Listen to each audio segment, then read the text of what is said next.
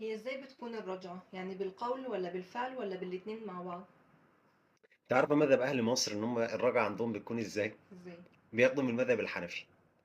المذهب الحنفي عندنا في مصر يا اخوانا بياخدوا بايه؟ بس قبل ما تقول لك المذهب الحنفي لازم تعرف حاجه. اتفق العلماء على ان الرجعه تكون بالقول او بالفعل.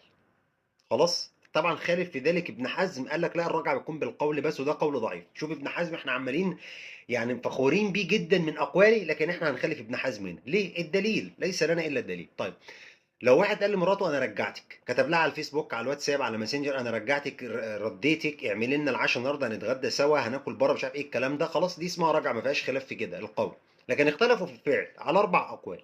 بس قبل ما اذكر لك الاربع اقوال، لازم تعرف ان مفيش نص في القران او في السنه بيبين الرجعه كيف تكون. مفيش. طب اكتب القاعده دي. ذكرها الشيخ الاسلام ابن تيميه رحمه الله تعالى، قال ايه؟ وكل ما لم يكن له حد في الشرع ولا في اللغة فحده وضابطه العرف.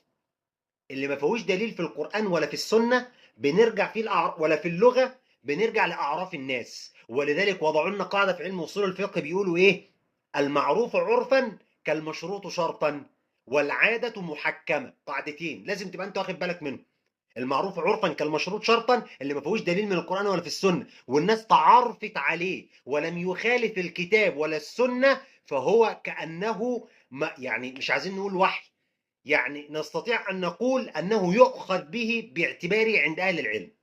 خلاص. طب لو جه حد قال لك ان الست بتحيض في سن 15، ايه الدليل؟ مفيش دليل. اللي يقول لك 7 مفيش دليل. اللي يقول لك 10 مفيش دليل. ليه؟ لا في القرآن ولا في السنة. فرجعنا لأعراف الناس، تلاقينا هي بتحيض عند سن 7 8، انا اسف، عند سن 15 16 الى اخره. نفس الكلام هنا. ازاي الراجل يرجع مراته بالفعل؟ مذهب الحنفية قال لك بالجماع او مقدمات الجماع، يبوسها، يقبلها، يحضنها، مش عارف ايه الكلام ده كله. ده خلاص، ده كده اسمه مراجعة. المذهب الثاني مذهب الحنابلة، قال لك بالجماع فقط، نوى او لم ينوي، مش لمسها وحضنها وقبلها، لا لازم يجامعها.